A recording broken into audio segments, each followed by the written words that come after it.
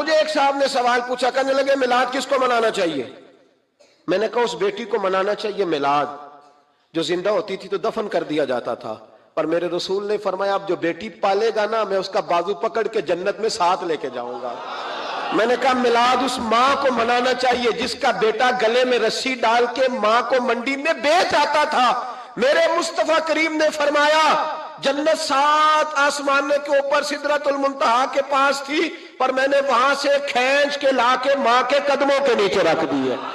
میلاد اس باپ کو منانا چاہیے جس کی اولاد ڈنڈوں سے مارتی تھی، پر رسول کریم علیہ السلام نے فرمایا سن لو سن لو سن لو، اب جس کا ابا راضی ہوگا اسی کا اللہ راضی ہوگا۔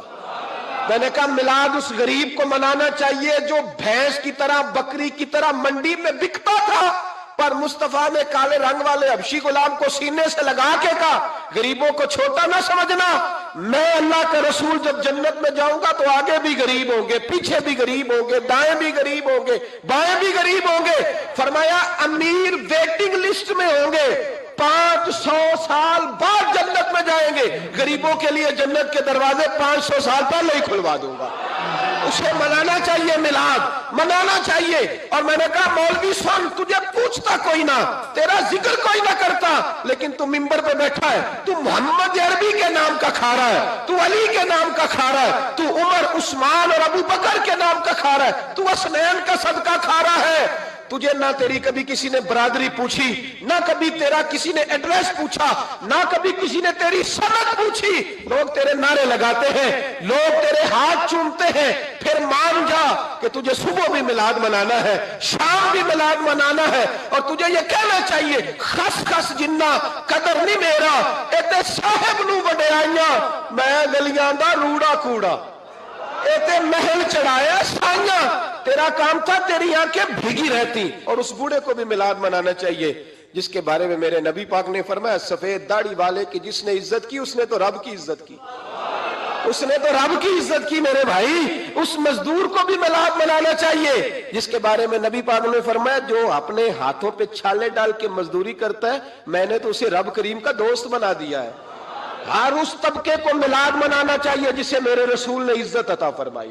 اس بہن کو بھی میلاد منانا چاہیے جس کے بارے میں نبی پاک نے فرمایا اگر کسی کا باپ چلا جائے اور اس کے حصے میں بہنیں آ جائیں، 4 بہنیں، 3 بہنیں یا 2 بہنیں بیاہ کے جو آیا تم سے، میرے محبوب نے فرمایا میری انگلیاں جڑی ہوئی ہیں نا، اس طرح میں اسے اپنے ساتھ جوڑ کے جنت میں لے کے جاؤں گا۔ اس بہن کو میلاد نہیں منانا چاہیے۔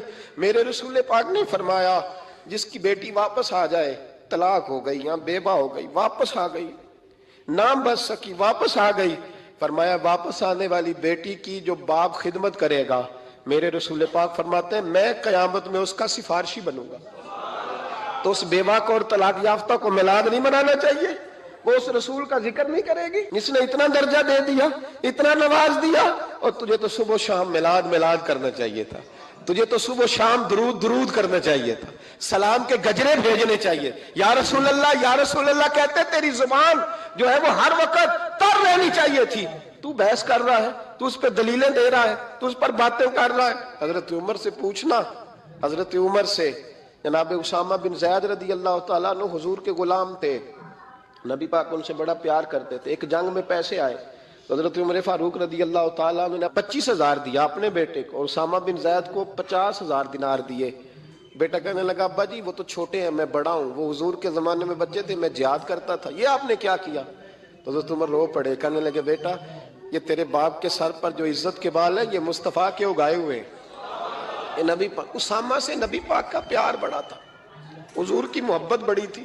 بیٹا اس کے ناک سے ریٹ نکلتی تھی تو رسول پاک اپنے ہاتھوں سے صاف کر دیتے تھے، حضور اس کو گود میں بٹھاتے تھے، میں کیسے بھول جاؤں رسول پاک کے احسانات کیسے۔ حضرت عمر جا رہے تھے تو مکے کے رستے میں ایک تنا آیا، کھجور کا خشک تنا، حضرت عمر نے اس کو بازوؤں میں لے کے رونا شروع کر دیا۔ عمر کیا ہوا؟ کہنے لگے یہاں تو میں اونٹ چرایا کرتا تھا، یہاں، اور میرا باپ مجھے مارا کرتا تھا، دیکھو آج عمر نعرہ لگاتا ہے تو کیسر و کسرا کام، او بھائی اصلہ نال جے نیکی کریے، ہاں اصلہ نال جے اصلہ نال جے نیکی کریے تے وہ نسلہ تاک نہیں پھول دے، ہاں بے اصلہ نال نیکی کریے تے پھول کنڈیاں نال تول دے۔ اور سن تیری دنیا بھی حضور کے صدقے بنی اور تیری قبر میں بھی کوئی ساتھ نہیں جائے گا, کوئی ساتھ نہیں جائے گا. قبر میں بھی مصطفیٰ کریم صلی اللہ ہو. اور دیکھنا قبر کے اندر بھی کبھی کوئی گیا ہے؟ قبر میں بھی رسول پاک, قبر میں بھی رسول پاک, قبر میں بھی رسول پاک. میرے استاد فرمایا کرتے تھے, بتاؤ جس قبر میں نبی پاک آئیں گے وہاں عذاب کیا ہونا ہے؟ جب حضور ہی آ گئے تو عذاب کیا ہونا ہے؟ نبی پاک تو جدھر سے گزر جائیں رب وہ جگہ جنت بنا دیتا ہے. وہاں کیا عذاب ہونا ہے؟ وہاں تو دیدار ہونا ہے. تیری قبر میں بھی نبی پاک. اور حضور نے فرمایا میزان عمل پہ عمل تلیں گے تو پھر بھی میں تمہارے پاس ہوں گا. حضور علیہ السلام نے فرمایا پل صراط سے گزرو گے تو پھر بھی میں تمہارے پاس ہوں گا. اور میرے رسول پاک علیہ السلام نے فرمایا جب تم جنت میں جانے لگو گے تو پھر بھی میں تمہارے. تو بتا, تیرے رسول تو ہر وقت تیرے ساتھ ہیں, تو کب کب نبی پاک کے ساتھ ہوتا ہے؟ تو بتانا تو کب کب نبی پاک کے ساتھ؟ میں چھوٹے جلسے کا قائل ہوں, لمبی محفل میں گزارش کرتا ہوں دوستوں سے کہ لمبا جلسہ نہ کرو. لیکن ایک جگہ پہ میں گیا تو ایک بڑے پڑھے لکھے آدمی نے مجھے کہا مولانا ان کو سمجھائیں, آدھی رات تک بٹھائے رہتے ہیں, ان کو سمجھائیں. میں نے کہا میں سمجھاؤں گا پر آپ بھی ذرا اپنا لب و لہجہ تھوڑا دھیما کریں.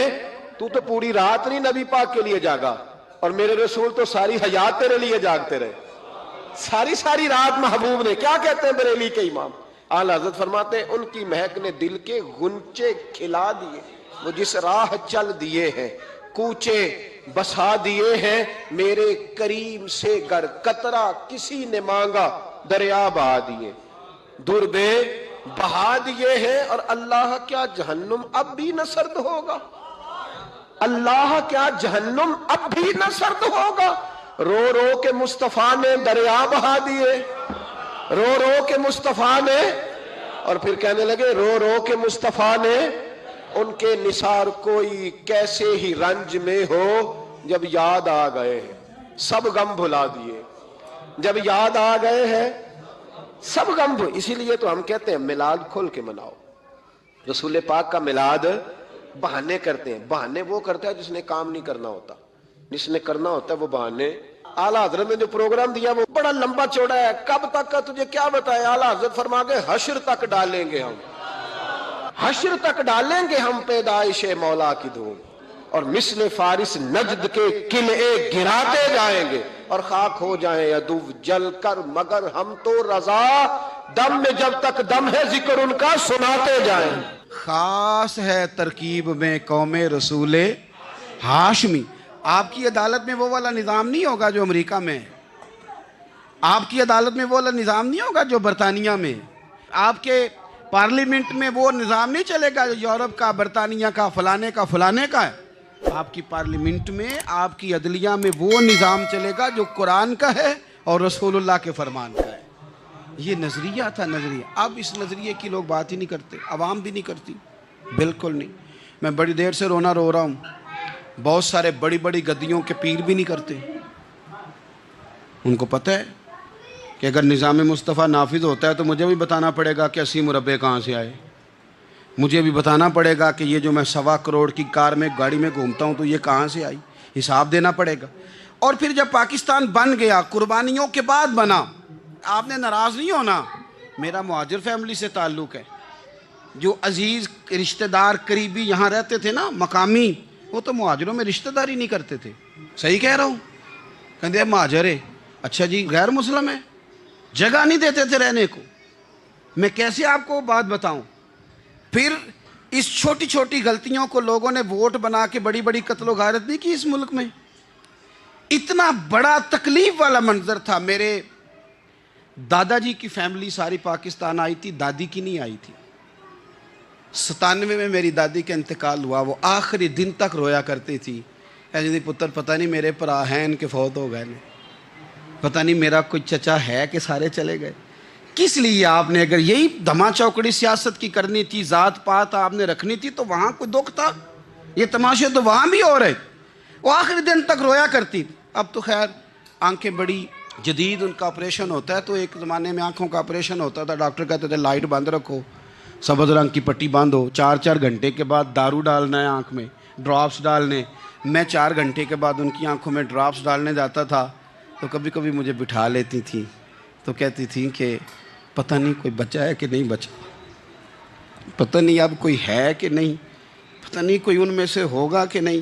پتر میں تینوں دساں ساڈے پنڈ کس طرح دا ہوندا سی, میں تمہیں بتاؤں فلانی چیز. پھر جناح نے اعلان کیا تھا کہ ملک بن گیا, کہتی تھی ہم نے بڑا کہا اپنے رشتہ داروں سے کہ چلیں, پر وہ کہتے تھے یہ تو تھوڑے دنوں کی بات ہے, سب نے واپس آ جانا ہے. میں نے 2 دفعہ یہ ماحول دیکھا ہے, اٹاری اسٹیشن پہ, واگا بارڈر پہ, ایئرپورٹوں پہ, ایک بھائی ادھر ہے ایک ادھر ہے, اس طرح تڑپ کے روتے ہیں جب لوگ انڈیا پاکستان آتے جاتے ہیں. کیوں آپ نے یہ سارا کچھ کیا؟ صرف ایک نعرہ تھا کہ پاکستان کا مطلب کیا, لا الہ الا اللہ محمد الرسول اللہ. صرف ایک نعرہ تھا کہ یہاں ہم حضور کا دین لے کے آئیں گے. وہ دین تم لائے نہیں, انہیں نوابوں, وڈیروں, چودھریوں کے ذمے تم نے کام لگا دیا. اپنے ملک میں حضور کے نظام کے لیے جد و جہد کریں. یہ بنا ہی نبی پاک کے نظام کے لیے, اس کا کوئی دوسرا حل ہو سکتا؟ کوئی حل نہیں, یہ حضور کے نظام کے لیے بنا.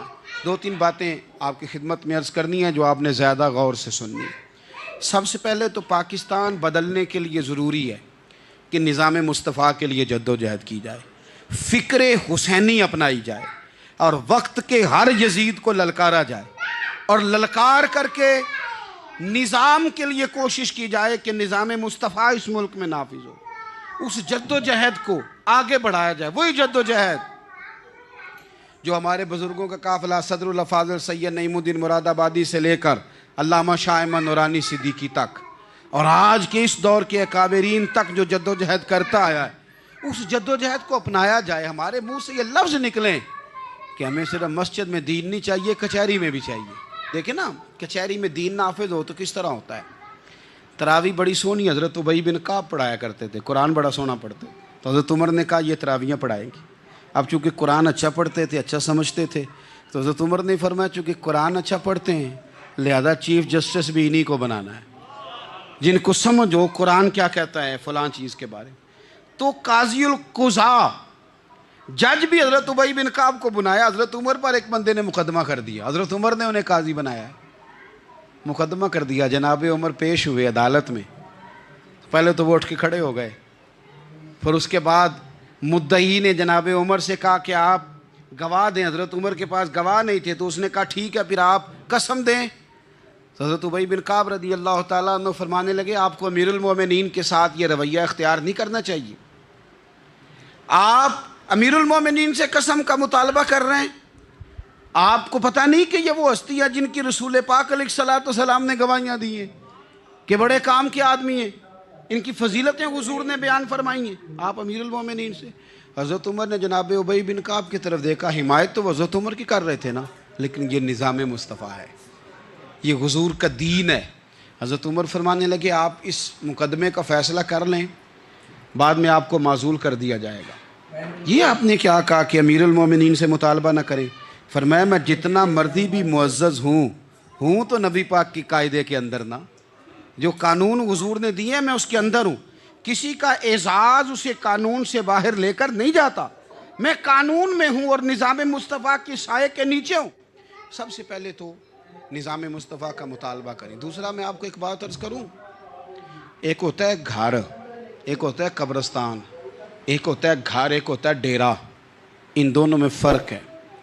ہمارے حکمرانوں اور سیاستدانوں کے لیے پاکستان یہاں تو قبرستان ہے, یہاں ڈیرا ہے.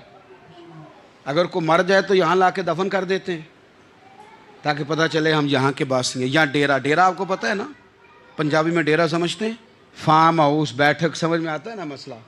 ڈیرے پہ نا لوگ مکان نہیں بناتے تھے, اچھا باورچی خانہ نہیں بناتے تھے, کیونکہ ڈیرے پہ سیاست کرنی ہوتی ہے. کوئی 2-4 بندے آئے, بیٹھے, چائے شائے پی, چلے گئے. رہائش جہاں ہوتی ہے وہاں سونے کے لیے, بیٹھنے کے لیے, آرام کرنے کے لیے, کچن, باورچی خانہ, کھانے پینے کے لیے, وہاں اپنے گھر والوں کے لیے بندہ بندوبست کرتا ہے. پاکستان کو تو ڈیرا بنایا ہوا ہے.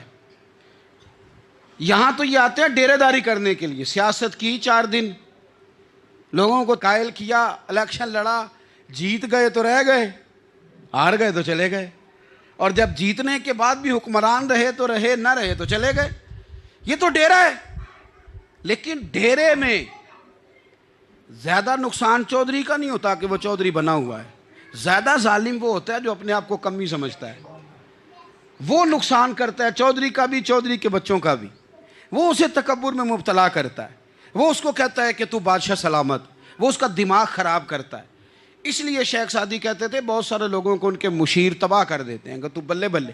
تو پاکستان ان لوگوں کے لیے یا ڈیرا ہے یا قبرستان ہے، گھر تو میرا اور آپ کا ہے. لہذا ہم نے اسے گھر سمجھنا ہے، صرف اپنے گھر کو نہیں.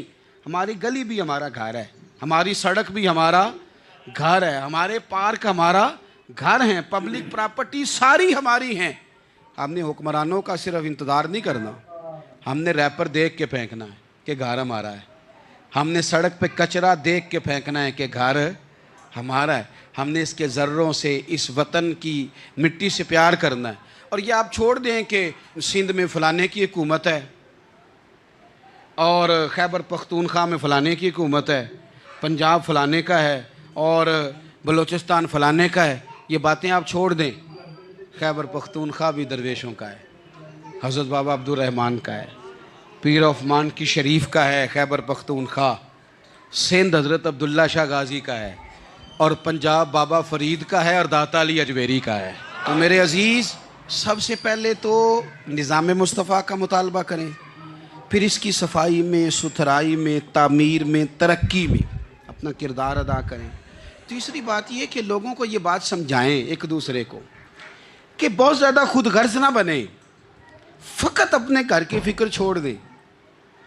یہ ملتوں کا طریقہ نہیں، قومیں اس طرح نہیں بنتی. فقط اپنے گھر کی فکر کرنا. ایسی ہوا چلی ہے کہ ہر شخص سوچتا ہے تمام شہر جلے بس ایک میرا گھر نہ جلے. یہ فکر چھوڑ دیں. دیکھیں نا، ہمیں بتایا گیا، نبی کریم صلی اللہ تعالیٰ علیہ وسلم کے فرمان نے بتایا کہ 40 گھر آگے، 40 گھر پیچھے، 40 گھر دائیں، 40 گھر بائیں، یہ تیرے پڑوسی ہیں. اور سخاوت تو کہاں سے شروع کر؟ حضور نے جناب ابو ذر غفاری سے فرمایا تھا کچھ نہ ہو سکے تو شوربہ ہی زیادہ پکا لیا کر، اسی سے پڑوسیوں کا بھلا کر. اپنے ارد گرد تھوڑا دیکھیں ہم کس کے کتنے کام آ سکتے ہیں. اور اگر کسی کے گھر میں کوئی پریشانی ہو تو اسے ختم کرنے کی کوشش کریں. اگر ہمارے دائیں بائیں کوئی آدمی کسی غلط چیز میں ملوث ہو تو دور کرنے کی کوشش کریں. کیوں بھلا؟ اس لیے کہ پڑوسی کے گھر کی آگ صرف اس لیے نہیں بجھانی چاہیے کہ اس کا گھر نہ جل جائے. پڑوسی کی آگ اس لیے بھی بجھا دینی چاہیے کہ اگر اس کے گھر سے آگ نہ بجھائی تو وہ ہمارے گھر بھی آ جائے گی. اگر ساتھ والے کے گھر کی آگ نہ بجھائی جائے تو وہ ہمارے گھر بھی آ جائے گی. اس لیے اس وطن میں جتنے گھر ہیں وہ سارے اپنے. ایک آخری بات آپ حضرات کی خدمت میں بڑی درد مندانہ میں نے عرض کر دی. درد مندانہ، اگر سیاستدان امیر کبیر ہمارا بھلا نہیں کرتے تو چلو ہم ہی ایک دوسرے کا بھلا کرنا شروع کر دیں، تھوڑا تھوڑا نفع کرنا شروع کر دیں. حضور علیہ السلام نے فرمایا لوگوں میں بہتر وہ ہے جو لوگوں کے لیے نفع مند ہو. اگر بہت زیادہ اونچے درجے کا افسر اگر ہمیں لگتا ہے اللہ ماشاءاللہ کہ وہ کرپٹ ہے تو جہاں جہاں ہم بیٹھے ہوئے ہیں جس جگہ پہ، ان جگہوں پہ ہی ہم ایک دوسرے کا بھلا کرنے لگ جائیں. چلو مہربانی کرے ریڑھی والا یہ سوچ لے کہ میں نے وہ پھل نہیں لے کے جانا جو لوگوں کو بیمار کر دے گا. چلے سبزی والا یہ سوچ لے کہ یہ والی سبزی اب اتنی تباہ کن ہو گئی ہے کہ بیمار کرے یہ کام. چلو میڈیکل سٹور والا ہی مہربانی کرے کہ میں نے دعائیں صرف وہ لے کے آنی ہیں جو فائدہ مند ہیں. جو دعائیں ایکسپائر ہو گئی ہیں، جن میں کوئی مسئلہ بن گیا ہے، وہ میں نے کام نہیں کرنا. اور چلو کریانے والا ہی مہربانی کر دے، وہ بیسن ہی صحیح لے آئے یار، وہ والا نہ بیچے جو لوگوں کے لیے نقصان کا باعث.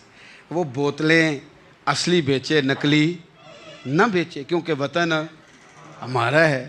آپ یقین کریں کہ میں اوپر کی بات نہیں کرتا، نیچے تک حال اتنا خراب ہے کہ آگے آگے جو پھل دکھانے کو لگائے ہیں وہ اور ہیں، اور ان کے پیچھے جو پڑے ہیں وہ اور ہیں. اتنا عجیب منظر، اتنی عجیب. میں اب تو چلیں کچھ احباب مجھے سفر کرا دیتے ہیں. ایک زمانے تک میں کرائے کی گاڑی میں سفر کرتا تھا. ایک صاحب کو میں نے ایک دفعہ بتایا کہ مجھے شیخو پورہ جانا ہے، کتنی دیر رکیں گے؟ میں نے کہا کہ ظاہر ہے جلسہ ہے، فارغ ہوگا تو آ جائیں گے. تو شیخو پورہ والوں نے بھی مجھے شیخو پورہ بتایا تھا. تو وہاں جا کے پتہ چلا کہ 10 کلومیٹر اندر جانا ہے. انہوں نے بریک لگا لی وہیں پہ، کہنے لگے جی 10 کلومیٹر اگے جانا ہے تو پیسے نویں طے ہومن گے. گل شیخو پورے دی ہوئی سی. تو میں کوئی ایسا مسئلہ نہیں تھا، میں ہنس پڑا، پریشان نہیں ہوا. میں نے کہا بالکل ٹھیک ہے، آپ صحیح کہہ رہے ہیں. یہ آپ کی بات بالکل بجا ہے، آپ نے جو کہا وہ درست کہا، لیکن یار میں نے تو یہی سنا ہے کہ یہ شیخو پورہ ہے تو 10 کلومیٹر تک تو بہرحال ایک شہر ویسے بھی ہوتا ہی ہے، یہ تو نہیں ہوتا کہ اس کی ایک باؤنڈری ہے کہ 1 کلومیٹر کے اندر شہر بند ہے۔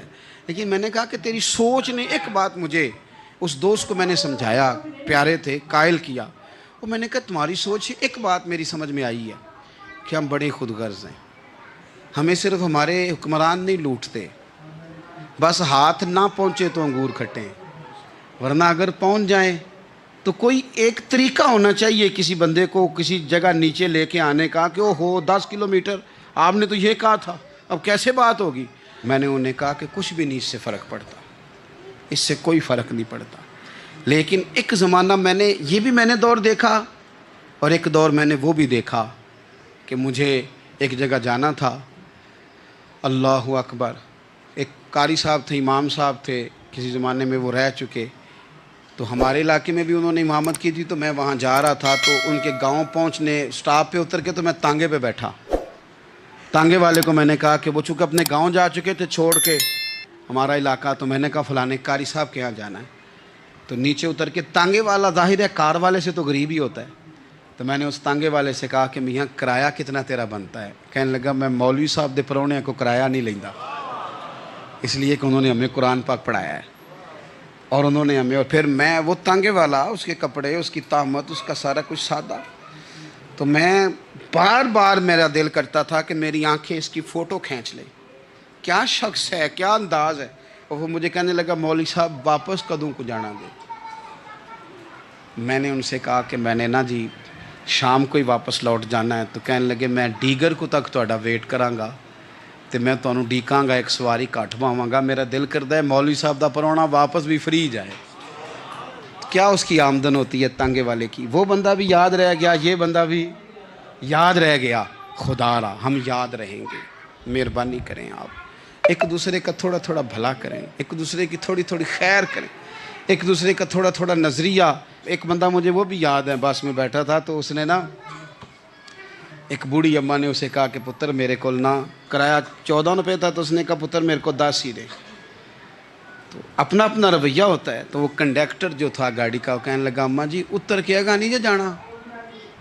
کہنے لگی پتر وے جانا ہے، پیدل ٹر جائیں گی، غریب ہے میرا پتر، زیادہ پیسے نہیں کماندا، تے 10 روپے ہی دے۔ تو وہ کلینڈر بھی مجھے یاد رہ گیا، اس نے 10 بھی اماں کو واپس کر دی، کہنے لگا اماں جی کوئی گل نہیں، ساری دیہڑی کمائی دے ہی نے، اللہ دیونے والا ہے، تسی پیدل نہ جاویو، اے 10 روپے رکشے والے نو دئیو تاکہ تانوں گھر چ۔ او یار ایک ایک قطرہ اس ملک میں، ایک ایک آنسو کسی کا پوچھ لو، زیادہ نہیں، ایک ایک 2 آنسو پوچھو گے تو بڑے لوگ رونا چھوڑ دیں گے، ایک ایک 2 آنسو پوچھ لو گے تو بڑے لوگ ہیں رونا چھوڑ دیں گے۔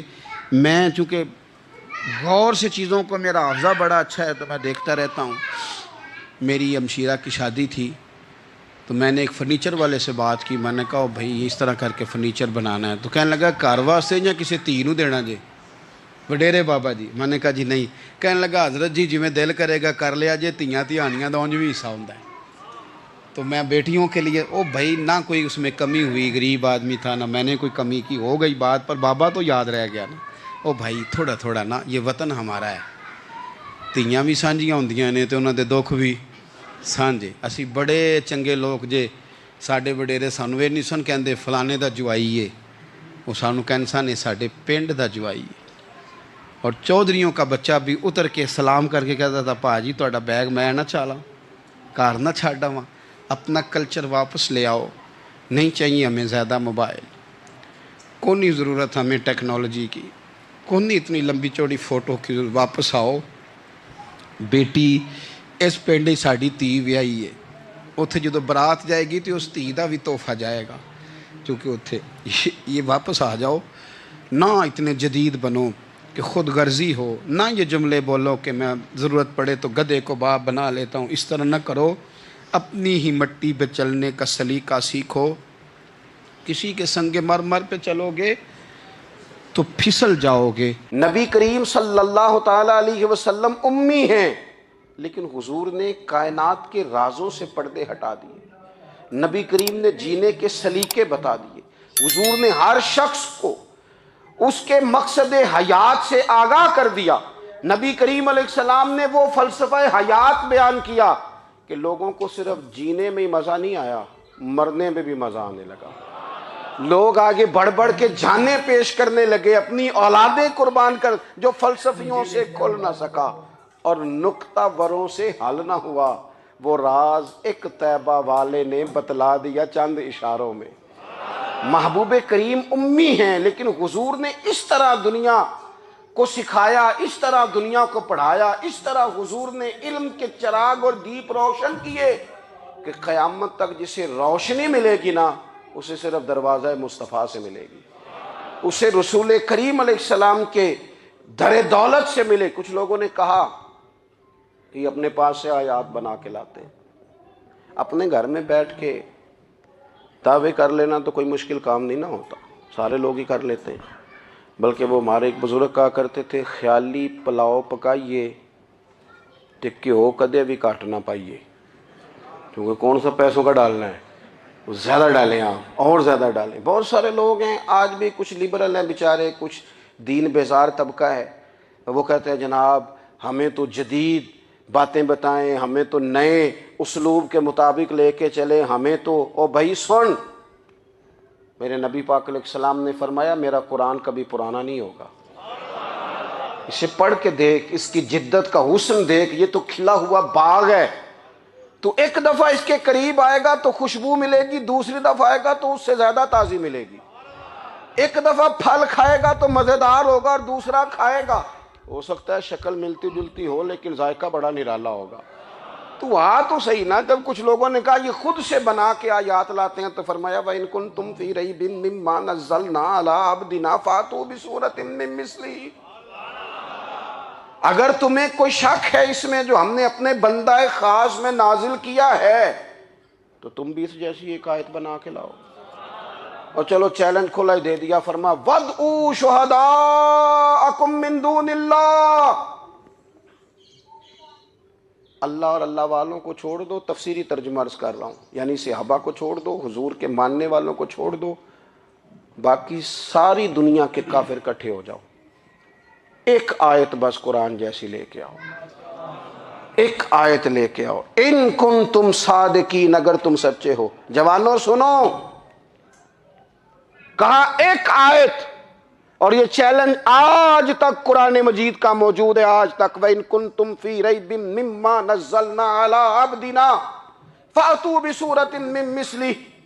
تم قرآن کے مقابلے کی ایک صورت لے کے آؤ اور سارے حمایتی اکٹھے کر لو اپنے. ان کنتم صادقین، اگر تم سچے ہو. جواب تو ادھر سے آنا تھا نا، لیکن کائنات کے رب نے جواب بھی خود دیا. فرمایا فَإِن لَّمْ تَفْعَلُوا وَلَن تَفْعَلُوا. اگر تم نہ لا سکے، اور فرمایا تم لا سکتے بھی نہیں. اگر تم نہ لا سکے اور تم لا سکتے بھی، نہ خنجر اٹھے گا نہ تلوار تم سے، یہ بازو میرے آزمائے ہوئے ہیں. وَلَن تَفْعَلُوا، تم لا بھی نہیں سکتے. فَاتَّقُوا النَّارَ الَّتِي وَقُودُهَا النَّاسُ وَالْحِجَارَةُ، پھر اس آگ سے ڈر جاؤ جس کا ایندھن آدمی اور پتھر ہے. اُعِدَّتْ لِلْکَافِرِین، بنائی کافروں کے لیے. بنائی مومنوں کے لیے تو رب نے جنت بنائی ہے. اُعِدَّتْ لِلْکَافِرِین، یہ دوزخ اللہ نے کن کے لیے بنائی ہے؟ اُعِدَّتْ لِلْکَافِرِین کہتا ہے کافر کے لیے بنایا. تو اللہ تبارک و تعالیٰ نے میرے رسول پاک صلی اللہ تعالیٰ علیہ وسلم کو وہ کتاب عطا فرمائی، اور پھر حضور کی فصاحت و بلاغت، معرفت. دیکھو ایک ہوتا ہے گھنٹوں باتیں کرنا، ایک ہوتا ہے کئی والیم پر مشتمل، کئی جلدوں پر مشتمل کتب کا لکھنا، اور ایک ہوتا ہے کسی بندے کا ایک بات کرنا اور سامنے والے کی طبیعت کو اتنا جگا دینا کہ اگلی بات فوراً ہی اس کی سمجھ میں آ جائے. اور حضور نہ کسی کی انا کو نہیں جگاتے تھے. ہم بعض اوقات کسی سے خطاب کرتے ہیں، بات کرتے ہیں تو سامنے والے کی انا کو جگا دیتے ہیں، ٹھیس پہنچاتے ہیں. وہ کہتا چل پھر تگڑا ہو جا، میں بھی آیا. حضور انا نہیں جگاتے تھے، میرے نبی پاک ضمیر جگاتے تھے تاکہ وہ شخص فیض حاصل کر سکے، اسے کچھ ملے. نبی کریم کا جو انداز تکلم ہے وہ اس طرح کا ہوتا تھا کہ انسان خود بخود کھل اٹھتا تھا کہ مطلب یہ بات ہونے کیا لگی ہے، مطلب حضور کیا فرمانے لگے۔ نبی کریم صلی اللہ تعالی علیہ وسلم ایک دن محبوب کریم نے صحابہ کے بھی یہ حضور کی فصاحت و بلاغت دیکھے، فرمایا محبوب نے کتنا نادان ہے وہ شخص جو اپنے ماں باپ کو گالی دے۔ کھلی ہو گئی لوگوں کی آنکھیں، کان کھڑے ہو گئے کہ یا رسول اللہ کون ایسا بدبخت ہے جو ماں باپ کو گالی دے گا۔ اب جب سوالات ذہنی سطح پر پوری طور پر ابھر گئے نا، تو اب رسول کریم نے بات سمجھائی، یہ ہے فصاحت و بلاغت، تیرے آگے ہیں یوں دبے لچے فصحاء عرب کے بڑے بڑے، کوئی جان منہ میں زبان نہیں بلکہ جسم میں جان نہیں۔ یا رسول اللہ کون ایسا نالائق ہے جو ماں باپ کو گالی دے؟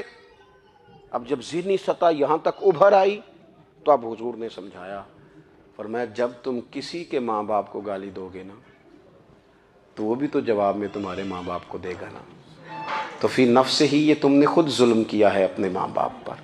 کیوں تم نے ایسا لہجہ اختیار کیا کہ جس سے سامنے والے کی انا جاگ جائے اور وہ تمہارے مقابلے میں آ کر کے کھڑا ہو جائے؟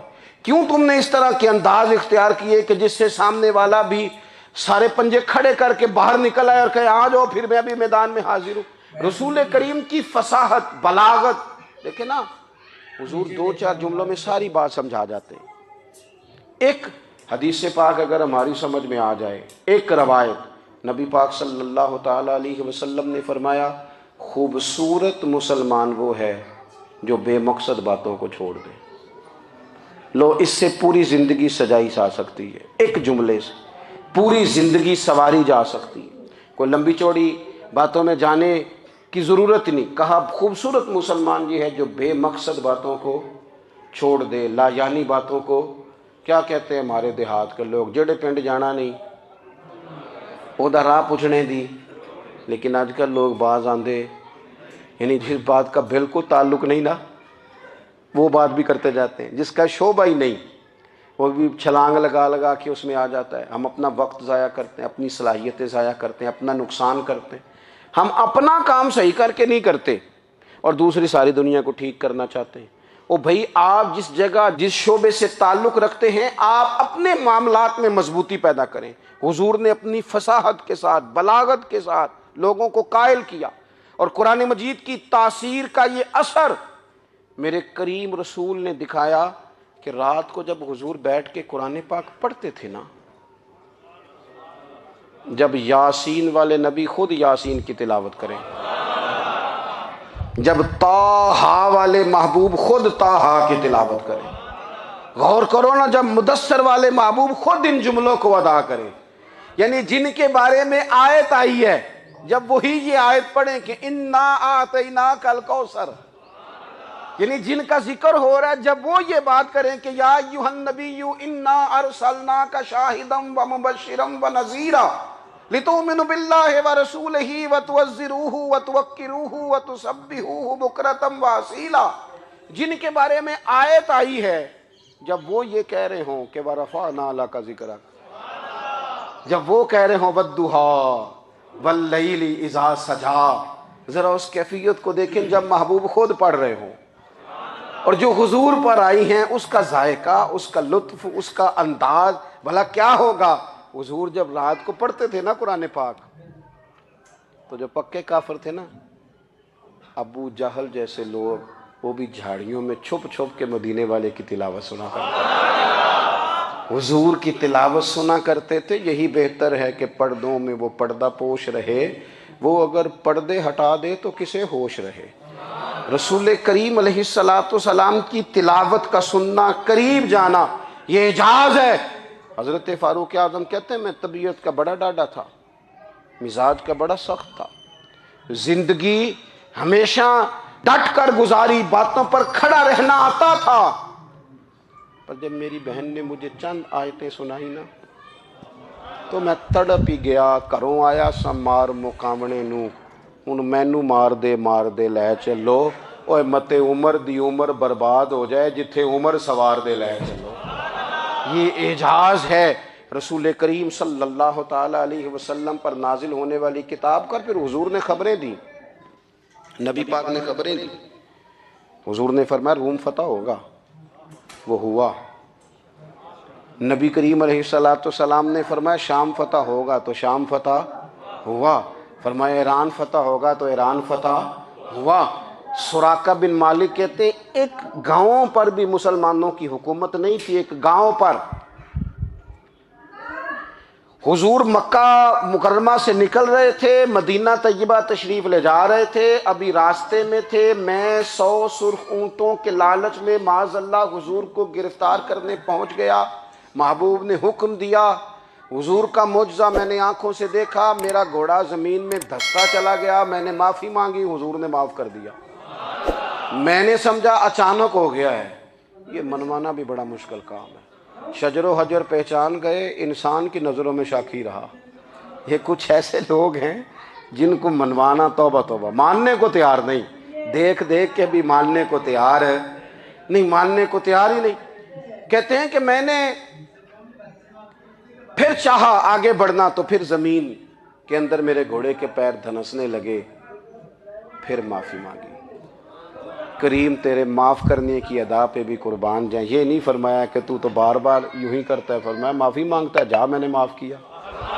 کہتے ہیں 3 دفعہ میں آگے بڑھا، 3 دفعہ حضور نے معاف کیا تو مسکرا کے فرمانے لگے تو یہاں مجھے گرفتار کرنے آیا ہے، وہ کیسر روم کا علاقہ فتح ہوگا۔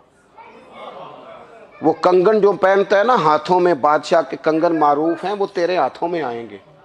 اللہ کرے آپ سمجھیں۔ یہ جو لوگ ڈری ڈری سہمی اور ہمارے بچے مایوسی کی معاذ اللہ باتیں کرتے ہیں، وہ دیکھیں حضور کس طرح کی گفتگو فرماتے ہیں۔ ابھی ایک گاؤں پر بھی اسلام کی حکومت نہیں، لیکن حضور کا خبر دینے کا انداز۔ کریم فرمانے لگے وہ کیسر روم کے جو کنگن ہوں گے وہ تیرے ہاتھوں میں آئیں گے۔ جناب سراقہ بن مالک فرماتے ہیں کہ میں مسلمان ہو گیا، حضور کا وصال ہو گیا، کنگن نہیں آئے۔ حضرت ابوبکر صدیق کا وصال ظاہری ہو گیا، کنگن نہیں آئے۔ جناب عمر کا دور آ گیا، سراقہ بوڑھے ہو گئے۔ کوئی بندہ پوچھتا نا کہ اب تو عمر ڈھل گئی ہے، زندگی کا پتہ نہیں، کہنے لگے نہیں میں نہیں جاتا، جب تک کنگن نہیں آتے اسرائیل کوئی نہیں آئیں گے، کیونکہ ساڈے نبی دی زبان ساڈے واسطے قرآن۔ جو دن کو کہہ دیا دن ہے تو دن نکل آیا، جو شب کو کہہ دیا شب ہے تو رات ہو کے رہی، اور خدا نے ان کی زبان کو وہ اختیار دیا، جو نکلی منہ سے ان کے وہ بات ہو کے رہی۔ اور فاضل بریلوی کا تو انداز ہی پھر انوکھا ہے نا، وہ تو کہتے ہیں وہ زبان جس کو سب کن کی کنجی کہیں، جس کو سب کن کی کنجی کہیں، اس کی نافذ حکومت پہ لاکھوں سلام۔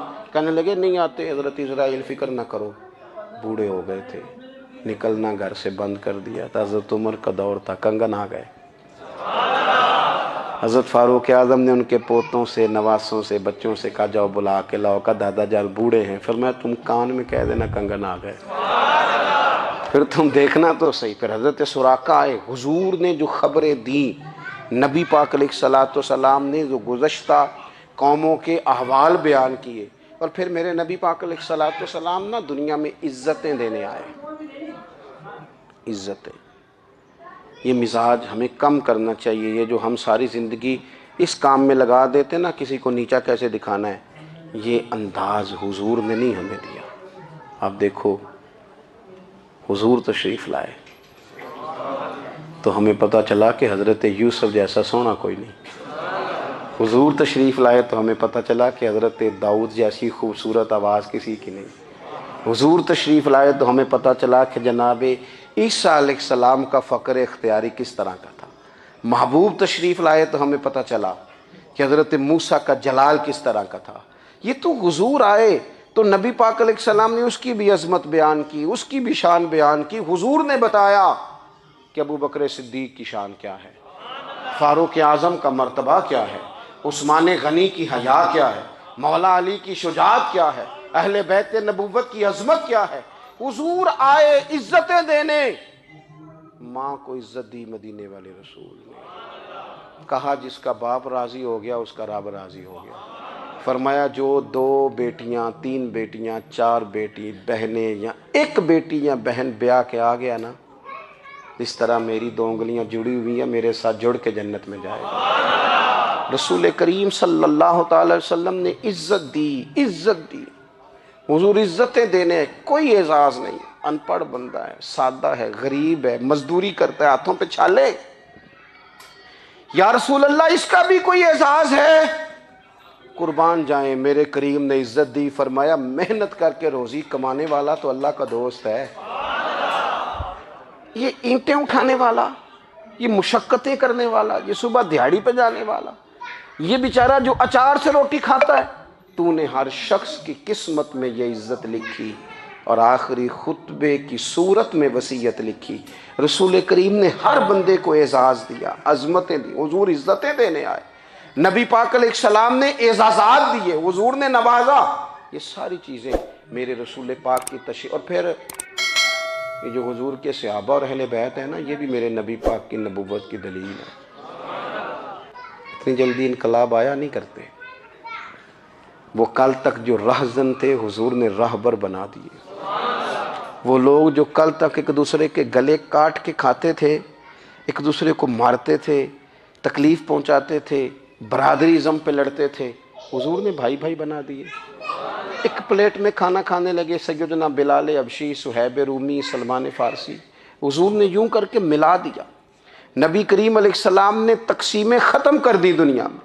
حضور کے صحابہ نے اپنا کردار اس طرح کا دکھایا، اتنا بلند کیا، اور صحابہ کرام علیہم رضوان اس کو دیکھ کر اتنی بلندیوں پہ گئے